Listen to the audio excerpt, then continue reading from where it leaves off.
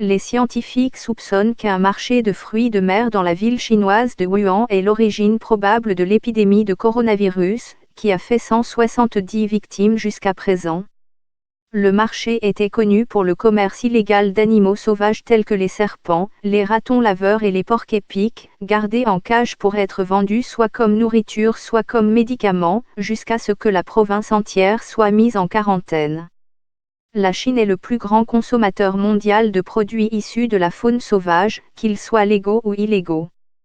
Coronavirus en Chine, risque de mutation, contagion, prévention. Le coronavirus, une urgence mondiale selon l'OMS. L'étudiante ivoirienne testée négative au coronavirus. Menu du jour, cobra frit et vin fait d'os de tigre. Selon les responsables de l'Organisation mondiale de la santé, la source principale est très probablement constituée par les chauves-souris. Mais ils pensent que le virus a migré dans un autre animal, qui n'a pas encore été identifié, avant d'infecter les humains.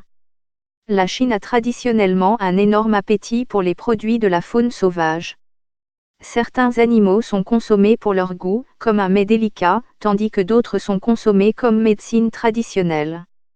Les restaurants de plusieurs régions de Chine sont connus pour servir des plats comme la soupe de chauve-souris, avec la chauve-souris entière à l'intérieur, la soupe faite avec des testicules de tigre, ou des parties du corps de la civette de palmier.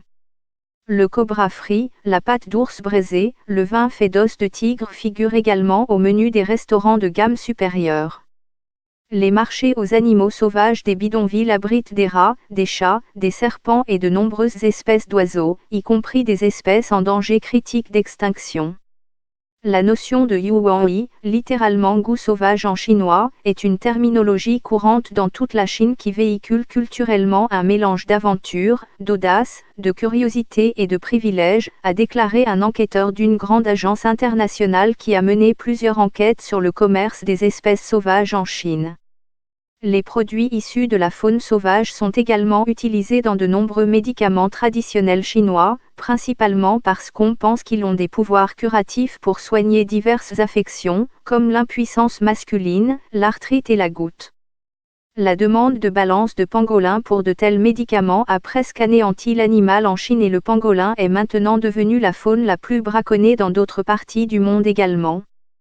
L'utilisation non durable de la corne de rhinocéros pour la médecine traditionnelle chinoise est un autre exemple de la manière dont cette pratique a fait de l'animal une espèce en voie de disparition.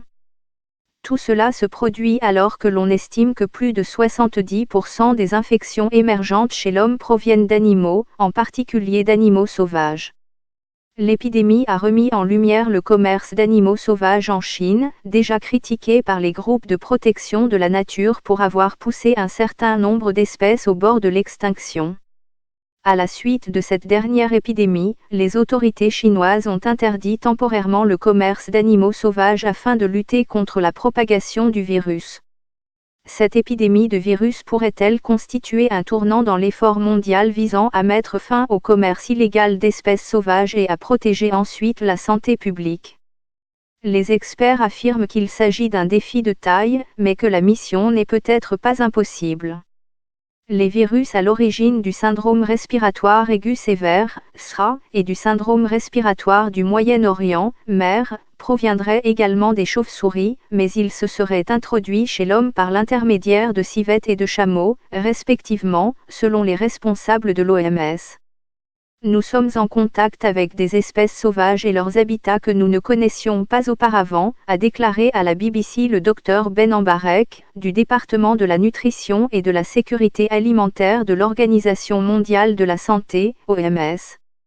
Nous avons donc un certain nombre de nouvelles maladies liées à de nouveaux contacts entre l'homme et des virus, bactéries et parasites jusqu'alors inconnus.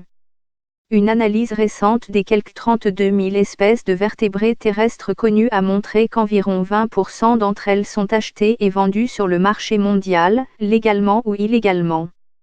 Le commerce illégal d'espèces sauvages est estimé à environ 20 milliards de dollars et constitue le quatrième plus grand commerce illégal après celui des drogues, de la contrebande de personnes et de la contrefaçon.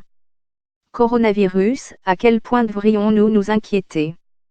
Coronavirus en Chine, 2 villes en quarantaine. La Chine confrontée à une épidémie de coronavirus. Cette crise sanitaire doit servir de signal d'alarme, a déclaré le Fonds mondial pour la nature, WWF, dans une déclaration, pour la nécessité de mettre fin à l'utilisation non durable des animaux en danger et de leurs parties, en tant qu'animaux de compagnie exotiques, pour la consommation alimentaire et pour leur valeur médicinale perçue.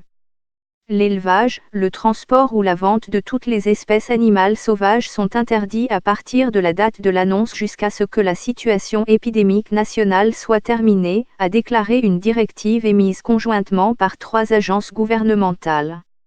Mais les écologistes affirment que quelques mois après ces annonces, les autorités ont fait preuve d'indulgence et le marché des animaux sauvages a rebondi en Chine. Coronavirus en Chine, risque de mutation, contagion, prévention. Un cas suspect de coronavirus en Côte d'Ivoire. En septembre de cette année, Pékin accueille une grande réunion mondiale sur les ressources naturelles et biologiques, connue sous le nom de Convention sur la diversité biologique.